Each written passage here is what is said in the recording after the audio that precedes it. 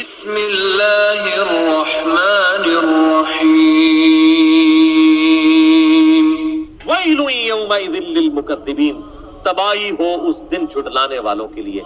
ھذا یوم لا ینطقون، یوم لا ینطقون، یہ ہے وہ دن جس دن وہ بول نہیں سکے۔ ولا یؤذن لهم فیعتذرون، نہ انہیں یہ اجازت ہوگی کہ وہ کوئی جھوٹے بہانے، کچھ عذر پیش کر سکیں۔ یہ چرب زبانیاں، لمبی زبان، یہ دنیا میں ہی ہے، آخرت میں کسی کی زبان نہیں چلے گی۔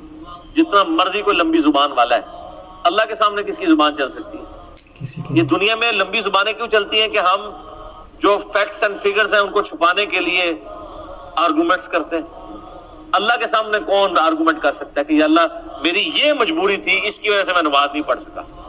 اللہ کو کون یہ بتا سکتا ہے؟ کوئی نہیں۔ یہ دنیا میں کہا جا سکتا ہے جو رزق مانا بھی دے جناب عبادت ہے نا، یہ دنیا میں تو سارے ڈنڈیاں آپ مار سکتے ہیں، اللہ تعالیٰ کو کوئی کہانی کروا سکتا ہے؟ اللہ کو تو کوئی کہانی۔ تو اللہ فرماتا ہے کہ ان کو بولنے کی اجازت نہیں ہوگی، اور اس کی تفسیر تو پھر سورہ یاسین میں آتا ہے نا، الیوم نختم علی افواہہم وتکلمنا ایدیہم، ہم ان کے منہوں کے اوپر مہر لگا دیں گے، ان کے ہاتھ اور پاؤں، ان سے ہم کلام کریں گے، وہ ان کے کیے ہوئے اعمال کے اوپر گواہ ہوں گے۔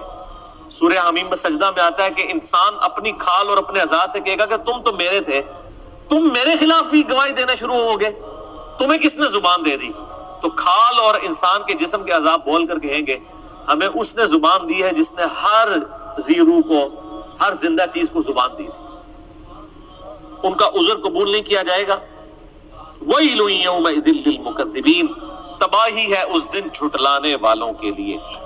ھذا یوم الفصل، یہ ہے فیصلے کا دن۔ جمعناکم والاولین، جس دن ہم تمہیں بھی جمع کریں گے اور سارے اولین، اگلے جتنے گزر چکے ہیں تمام اگلوں اور پچھلوں کو اس دن جمع کر لیں۔ فَإِن كَانَ لَكُمْ كَيْدٌ فَكِيدُونِ، بس اگر تمہارے پاس کوئی چال ہے تو میرے خلاف چل کے دکھاؤ۔ ہائے ہائے ہائے، یار اللہ بڑا ڈاڈا ہے۔ یہ طنز کرنا اور اتنے سخت انداز میں گفتگو کرنا اسی لیے کہ انسان اپنے آپ کو درست کر لے۔ اللہ تعالیٰ پھر قیامت میں فرمائے گا لو جمع ہو گیا، کر لو، آپ کوئی چال ہے تو چل کے بتاؤ۔ اور یہ اللہ کا کتنا کرم ہے کہ یہ جو اس وقت اللہ تعالیٰ کی طرف سے ٹانٹ اور تانا ملنا ہے انسان کو، وہ دنیا میں سنایا جا رہا ہے اور ویڈیو چلائی جا رہی ہے تاکہ اس دن کے آنے سے پہلے اس ٹانٹ سے، اس تانے سے تم بچ جاؤ۔ یہ اللہ کی کرم نوازی ہے۔ سورۃ المؤمن میں ایک بڑی زبردست آیت ہے، اسی کو ٹیکسٹ میں اکثر کوٹ کرتا ہوں، میرا یوٹیوب پہ ایک کلپ بھی ہے، کیا اللہ کو بھی تکلیف ہوتی ہے؟ سورۃ المؤمن کے شروع کی آیات میں سے اللہ تعالیٰ فرماتا ہے کہ ہم مجرمین کو جب قیامت والے دن عذاب دیں گے نا، پھر ان سے پوچھیں گے کہ آج تمہیں تکلیف ہو رہی ہے نا، آج اپنی جان سے تم بیزار ہو نا اس تکلیف کی وجہ سے؟ وہ کہیں گے ہاں۔ تو اللہ تعالیٰ فرمائے گا اس سے زیادہ ہمیں تکلیف ہوتی تھی جب دنیا میں تمہیں ہماری طرف بلایا جاتا تھا اور تم روگردانی کرتے تھے۔ یہ اللہ تعالیٰ کا انداز بتا رہے ہیں، یعنی جس طرح ہم اپنی بھی لینگویج میں ایک بات کرتے ہیں نا، اور پتہ لگا بچو جی کہتے ہیں نا، اب پتہ چلا بچو جی، یہ چھوٹے بچے کہتے ہیں۔ تو اللہ تعالیٰ اب پتہ چلا، جب دنیا میں تمہیں ہماری طرف بلایا جاتا تھا تم روگردانی کرتے تھے۔ تو ہمیں اس سے زیادہ تکلیف ہوتی تھی جو آج تمہیں اپنی جان سے ہو۔ تو اس میں میرا یوٹیوب پہ کلپ ہے کہ اللہ کو بھی تکلیف ہوتی ہے، یہ بلکہ پورا لیکچر سننے والا ہے، مسئلہ نمبر 196، فکر آخرت پہ اس سے بہتر لیکچر میرا کوئی نہیں ہے۔ کاش میں دنیا میں واپس جا سکتا، یہ اس کا ٹائٹل ہے، جس میں میں نے سورہ سجدہ کی 11 آیات اور قرآن ریفرنس کے طور پہ کئی آیات کور کی ہیں۔ اللہ تعالیٰ فرمائے گا ہاں بھائی کوئی چال ہے تو چل لو۔ ویل یومئذ للمکذبین، تباہی ہو اس روز جھٹلانے والوں کی۔ یہ 40 آیات میں اللہ تعالیٰ نے ذکر کیا ہے ان لوگوں کا جو اللہ کے نافرمان ہیں۔ اب قرآن پاک کا چونکہ ایک امتزاج ہے کہ وہ پھر پازیٹیو گفتگو اہل ایمان کے حوالے سے بھی کرتا ہے، سائملٹینیس کنٹراسٹ، لیکن آپ کو حیرانگی ہوگی کہ یہ آپ جو اہل ایمان کے حوالے سے ذکر آئے گا کہ ان کو جنتیں ملیں گی، اس میں پھر یہ آیت ریپیٹ ہوگی وَيْلٌ يَوْمَئِذٍ لِّلْمُكَذِّبِينَ. یعنی جنت کے ذکر میں بھی اللہ نے دوزخ کے ذکر کو داخل کیا ہے کہ دوزخ سے غافل نہیں ہونا. ان المتقین فی ظلال وعیون، بے شک اللہ سے ڈر جانے والے لوگ سایوں اور چشموں میں ہوں گے اس دن. سبحان اللہ. وفواکہ مما یشتہون، اور ان پھلوں میں ہوں گے جن کو وہ پسند کر رہے ہوں گے. کلوا واشربوا، اللہ تعالیٰ فرمائے گا مزے سے کھاؤ اور پیو. ہنیئا بما کنتم تعملون، ان اعمال کے صلے میں یہاں پہ خوب رچو اور بسو جو تم دنیا میں کیا کرتے تھے. اعمال کے بدلے میں سر، صرف نسبت کے بدلے میں نہیں، صرف کلمہ پڑھنے کے بدلے میں نہیں، اعمال کے بدلے میں. انا کذالک نجزی المحسنین، بے شک ہم اسی طرح کا بدلہ دیا کرتے ہیں نیکوکاروں کو. لیکن ویل یومئذ للمکذبین، جنت کے اندر بھی ذکر آ گیا. یہاں تو کوئی بوڑھا بھی ہوا ہے نا، اسے کہنا یار کو خوف خدا کر لو، وہ کہتے ہیں جی ہن تسی ہن زندہ سانو جا کے دباؤ. 70 سال کا بھی ہوگا، 80 سال کا بھی ہوگا نا، تو وہ ابھی جینے کی خواہش رکھ رہا ہوگا، تو کہہ رہا ہوگا کہ اچھا جی پھر مردابی آؤ جا کے کوئی جنت بھی گل کرو، صرف دوزخ دی گل. اللہ تعالیٰ نے یہ قرآن پاک میں اسلوب بتایا کہ یہاں پہ اب آپ یہ دیکھیں یہ آیت 2 دفعہ ریپیٹ ہوگی جنتیوں کے ذکر میں بھی، اس لیے کہ تاکہ انسان کا قبلہ درست رہے. صرف جنت کی باتیں کرنے سے قبلہ درست نہیں ہو رہتا جب تک کہ جہنم کا ذکر نہ کیا جائے. کلوا وتمتعوا قلیلا انکم مجرمون. اب فوراً روئے سخن پھر واپس آ گیا ہے مجرمین کی طرف. ہلکا سی جنت کی سیر کرا کے واپس کھاؤ اور پیو، دنیا میں عیش کر لو تھوڑا سا وقت. انکم مجرمون، بے شک پھر ہے تو تم مجرم ہی. ہاں کتنی عیاشی کر لو گے؟ 50 سال 60 سال 70 سال 100 سال 130 35 سال کتنے سال کا جی لو گے؟ 100 سال سے اوپر تو بہت کم لوگ جاتے ہیں. جاپان میں اس وقت یعنی دنیا میں سب سے زیادہ لوگ ہیں جو 100 کو کراس کیے ہیں، 5,500 لوگ ہیں. اور ان میں بھی جو سب سے زیادہ عمر رسیدہ خاتون ہے وہ بھی 125 سے اوپر نہیں گئی ہیں. کتنا کوئی جی لے گا سر؟ دنیا میں کوئی 150 سال بھی جی لے، صرف قیامت کا دن جو ہے نا وہ 50,000 سال کا دن.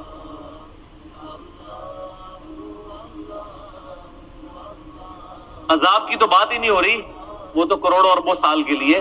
صرف قیامت کا دن جو ہے نا وہ 50,000 سال کا دن.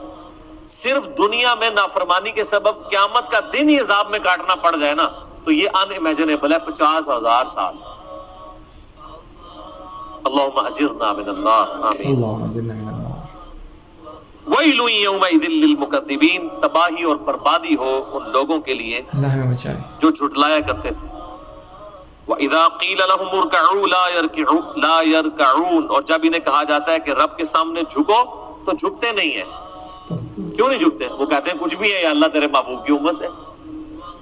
نمازیں پڑھنے کی کون سی ضرورت ہے؟ ابھی بھی یوٹیوب کے اوپر کتنے بائزین ہیں بڑے تگڑے قسم کے جو کلیئر کٹ آ کے یہ بیان دیتے ہیں کہ جی بس جو بندے نے کلمہ پڑھ لیا ہے، نبی علیہ السلام سے محبت رکھتا ہے، اب اسے کوئی ضرورت نہیں نماز روزہ کرنے کی، وہ جنتی ہو چکا.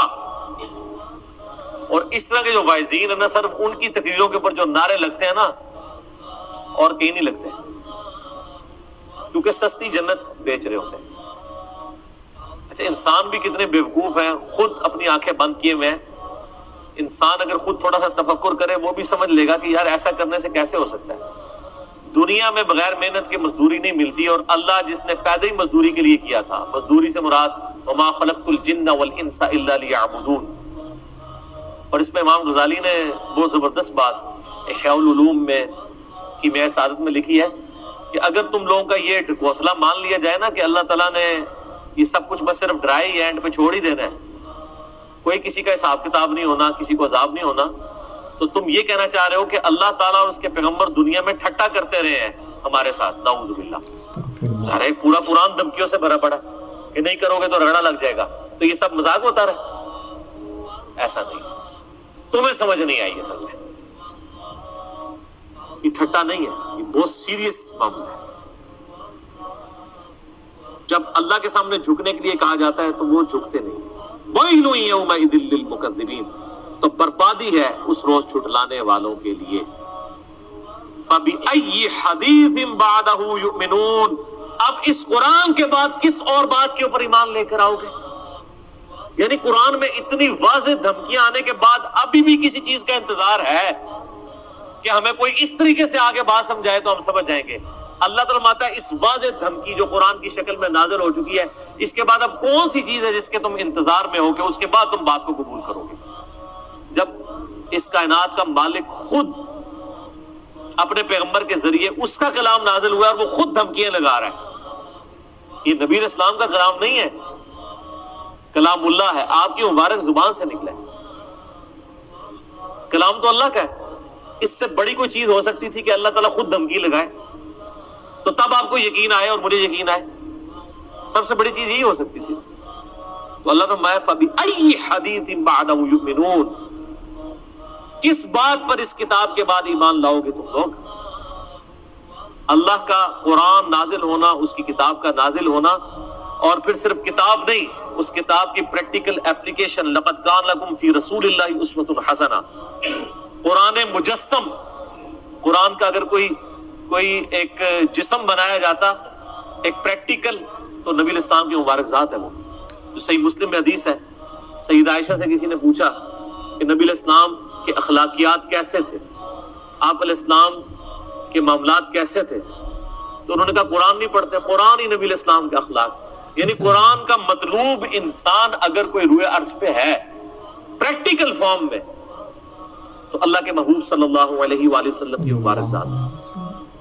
پریکٹیکلی انہوں نے کر کے بھی دکھا دیا، سلیبس کی فارم میں کتاب دے بھی دی، اور قیامت تک کے لیے چھوڑ بھی دی. حجۃ الوداع کے موقع پہ بھی فرمایا قرآن چھوڑ کے جا رہا ہوں اور میری سنت. غدیر خم پہ بھی فرما دیا کہ قرآن کو پکڑ لینا، ہدایت پہ رہو گے، چھوڑ دو گے گمراہ ہو جاؤ گے، اور میرے اہل بیت کے ساتھ اس نے سلوک کرنا. قرآن ہی کر کے گئے نبی علیہ السلام. اسی لیے میرے بھائیو، جو میرا پہلا مسئلہ ہے نا، مسئلہ نمبر 1، وہ ہے ہی ہے امام الانبیاء کی دعوت قرآن. اور میرا ریسرچ پیپر نمبر 4 ہے اسی کے اوپر. اس پہ ہم نے ٹائٹل آیت لگائی ہے سورۃ الانعام کی آیت نمبر 19، وَأُوحِيَ إِلَيَّ هَذَا الْقُرْآنُ لِأُنذِرَكُم بِهِ وَمَن بَلَغَ. اے نبی علیہ السلام فرما دیجئے یہ قرآن مجھے اس لیے وحی کیا گیا تاکہ اس قرآن کے ذریعے میں تمہیں ڈر سناؤں، اور جس تک یہ کتاب پہنچ جائے وہ اس کتاب کے ذریعے ڈر سنائے. فَذَكِّرْ بِالْقُرْآنِ مَن يَخَافُ وَعِيدٍ. قرآن کے ذریعے نبی علیہ السلام نصیحت کیجئے اس کو جو خدا کی دھمکی سے ڈر جائے. تو نبی علیہ السلام کی دعوت کا تانا بانا ہی قرآن تھا. صحیح مسلم میں اوپر تلے 4 حدیث ہے کتاب الجمعہ چیپٹر کے اندر کہ نبی علیہ السلام قرآن حکیم ہی پڑھ کے تقریر کیا کرتے تھے، اور اکثر سورہ قاف ہوتی تھی، سورہ نمبر 50 پارہ نمبر 26 کے. تو قرآن کے ذریعے آپ علیہ السلام تذکیر کیا کرتے تھے، اسی کے ذریعے نصیحت کیا کرتے تھے. اسی لیے آپ کو اثر بھی نظر آتا تھا. قصے کہانیاں نہیں تھی بلکہ اللہ کا سچا کلام تھا.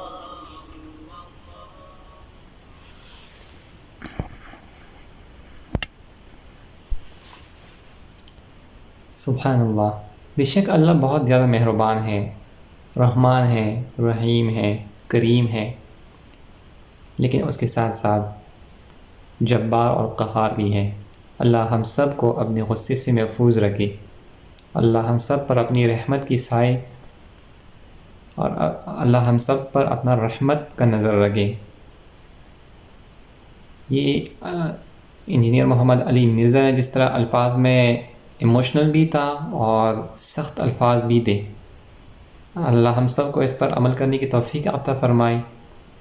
اور ایسی ہی اسلامک ویڈیوز کے لیے اس چینل کو کر سبسکرائب. میں ایسی ہی ویڈیوز روز لاتا رہوں گا. تب تک کے لیے ٹیک کیئر. ملتے ہیں اگلی ویڈیو کے ساتھ. اللہ حافظ.